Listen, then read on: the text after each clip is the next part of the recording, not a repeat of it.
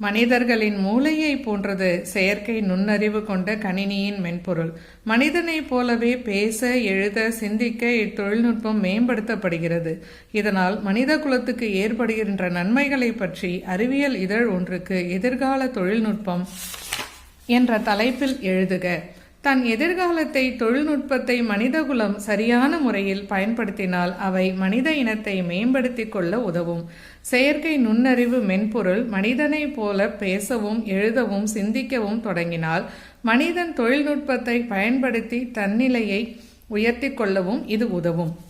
இன்றைய அறிவியல் கண்டுபிடிப்புகள் மனிதனை மேம்படுத்துகின்றன. ஏனெனில் திறன்பேசியில் உள்ள வழிகாட்டி வரைபடம் போக்குவரத்து நெரிசலை அறிய உதவுகிறது.